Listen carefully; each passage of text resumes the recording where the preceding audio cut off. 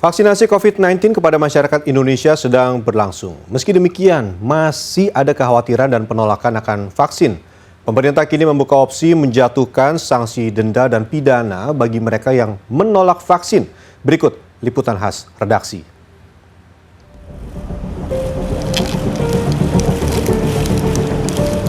Diawali Presiden Joko Widodo sebagai penerima pertama vaksin COVID-19.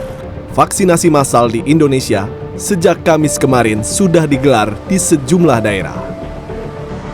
Pemerintah memproyeksikan 70% penduduk Indonesia atau sekitar 182 juta jiwa menerima vaksin COVID-19. Vaksinasi dilakukan untuk memunculkan kekebalan komunitas atau herd immunity. Terkait penolakan terhadap vaksin, pemerintah kini membuka opsi menjatuhkan sanksi pidana bagi mereka yang menolak vaksin. Wakil Menteri Hukum dan HAM Edi Hiraij menilai, vaksinasi bukan semata hak warga negara, tetapi bersifat wajib. Acuannya Undang-Undang Kesehatan Nomor 36 Tahun 2009 Pasal 9, serta Undang-Undang Dasar 1945 Pasal 28 Junto Ayat 1. Jika dikaitkan dengan Undang-Undang Karantina Kesehatan, penolakan vaksinasi mendapat ancaman hukuman yang sama dengan mereka yang berkerumun dan menolak masker. Sanksi pidana adalah langkah terakhir ketika sosialisasi sudah dilakukan, namun masih ada penolakan. Jadi ketika kita menyatakan bahwa vaksin ini adalah suatu kewajiban, maka secara mutatis mutandis, jika ada warga negara yang tidak mau divaksin, maka bisa dikenakan sanksi. Bisa berupa denda, bisa berupa penjara, bisa juga kedua-duanya. Inisiator lapor COVID-19 Irma Hidayana menyebut, ancaman sanksi berlebihan. Perlu dilihat motivasi orang yang menolak untuk divaksin itu seperti apa. Dan seharusnya bukan malah diberikan sanksi, tetapi seharusnya juga menjadi bahan evaluasi bagi pemerintah untuk melihat apa sih kekurangan kita dalam mengajukan vaksin dari Sinovac ini, sehingga resistensi orang itu banyak sekali.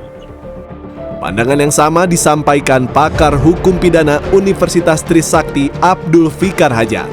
Tujuan pemerintah mencapai kekebalan komunitas tidak bisa dilakukan dengan pemaksaan. Tetapi pendekatan dengan cara memaksa, apalagi kemudian menerapkan undang-undang secara pidana, itu yang nggak benar kalau menurut saya. Mestinya WHO aja bilang, ini nggak, kata WHO jangan dibikin orang kemudian menjadi kewajiban untuk divaksin. Gitu. Justru pendekatannya seharusnya adalah pendekatan menumbuhkan kesadaran. Divaksin satu keluarga BPJS gratis 3 bulan atau 6 bulan, itu akan efektif gitu. Menurut epidemiolog Tri Yunis Miko, pemberian vaksin bukan sesuatu yang harus dipaksakan. Vaksin juga bukan senjata utama pemutus rantai penyebaran COVID-19.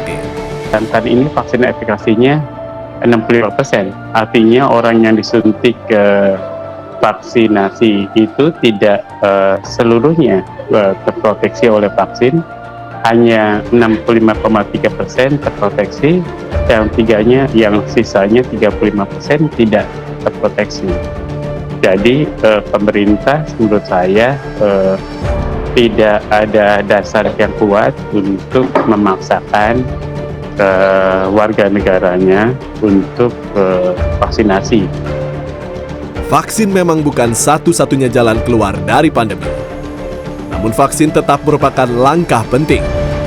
Masih ada waktu bagi pemerintah untuk menyadarkan masyarakat demi terciptanya herd immunity. Tim Liputan, CNN Indonesia.